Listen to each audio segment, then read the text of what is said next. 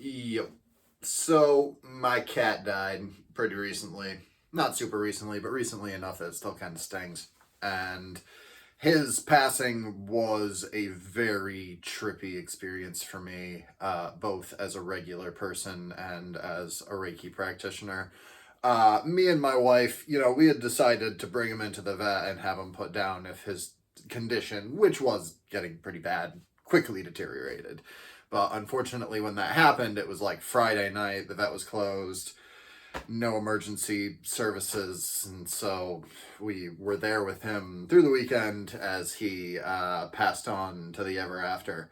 And I was doing Reiki on him a lot during this period of time, and in particular, when he actually shuffled loose the mortal coil, both of us were actually giving him a hands-on treatment at the time. And there's some experiences that I was gifted with during that really got me thinking about what I think is sort of the root cause for the lack of spirit in our lives and also in the world.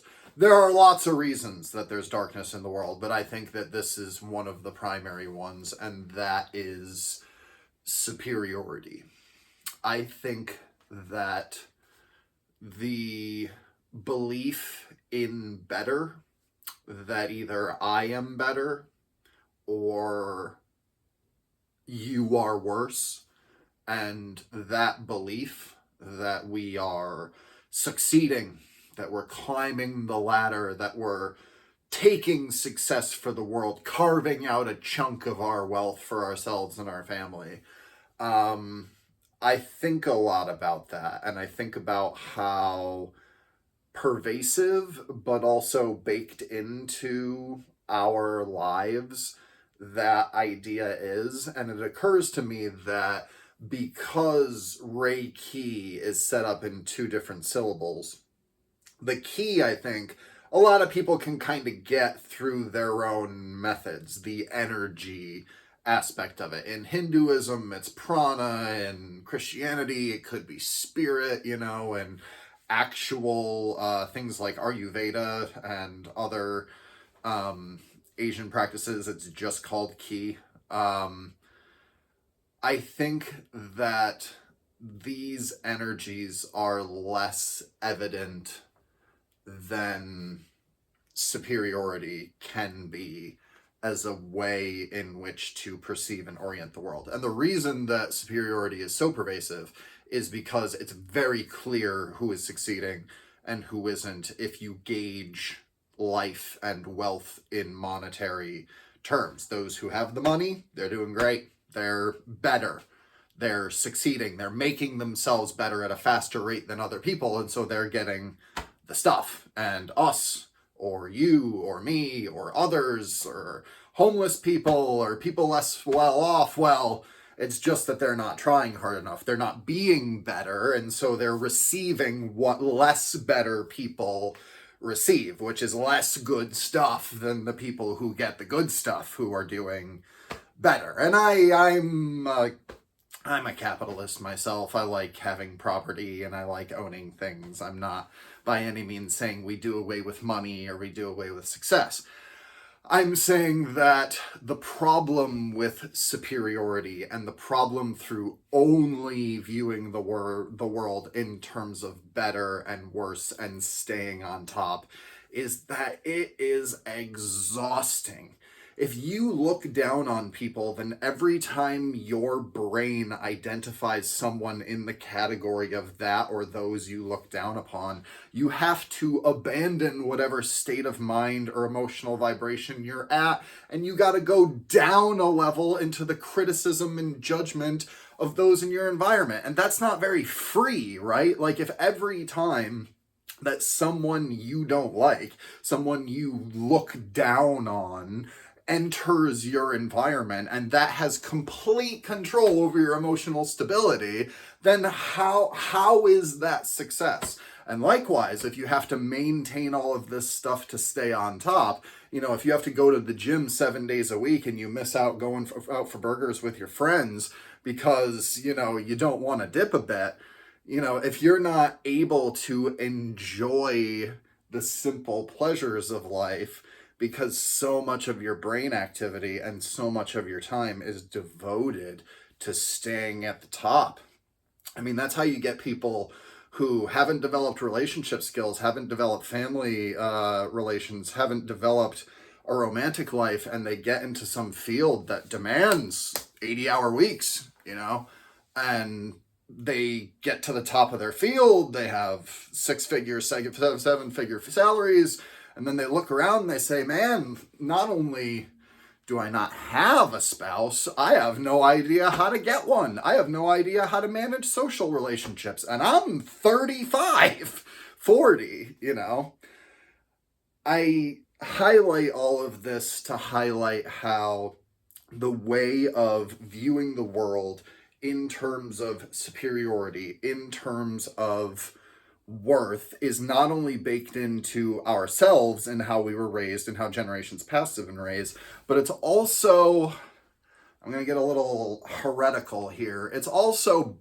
baked into most world religions. Most father gods being aligned with the quote-unquote masculine aspect of reality that we call logic, where you could say the feminine is emotional, although I don't necessarily agree with any of the genderism of those two concepts. Most gods, most head gods are judgmental in nature. Zeus would cast a lightning bolt down. God will send angels to burn your entire city. I mean, it just kind of keeps going. Even Brahman and Dharma and karma and reincarnation will turn you into a cockroach if you aren't being the certain moral person that you're supposed to be when you get chucked back into the wheel of samsara.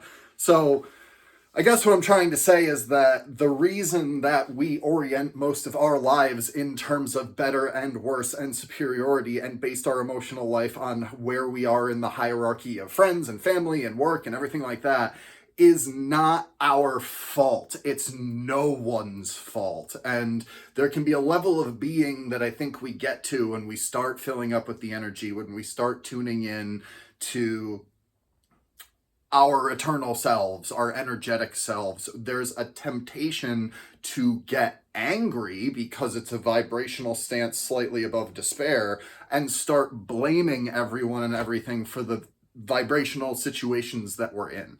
And I'm saying there's even a step beyond that. And that was something that honestly my cat kind of taught me on the way out, which is the ultimate power, the ultimate stabilizing force of stability in the mind is time. And that goes all the way back to the Greek god of time, Kronos, the Titan. Before the gods, a primordial force. And that's what we all know time as. Even science completely agrees that time is a factor.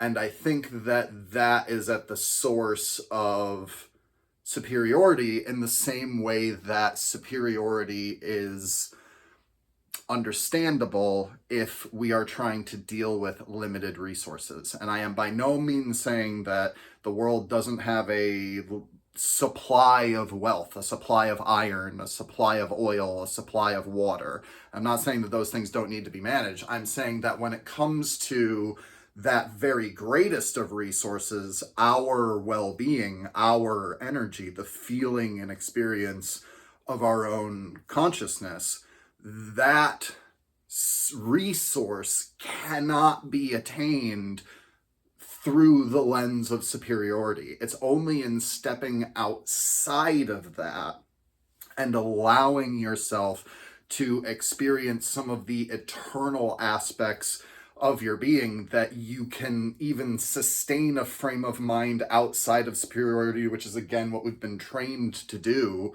from birth, unless you're very, very lucky. So why is doing that important? Well, like I said, if you are constantly trying to remain on top, or you're constantly trying to deal with the fact that you have to consciously think about how all these people below you, then you make yourself unable to see other people as equals. And the reason that gets difficult with energy work is the energy works for everyone. Everyone, even the most horrible sinner, can still have a moment of clarity and in-tuneness with their energetic self and access the energy. The energy, the well-being, is for all. And I think part of the con of the way of superiority is to say, you can't feel better, you can't feel good unless you have X, unless I am giving you Y for your salary, unless Z respect is given to you by everyone who worship or perceive your glory.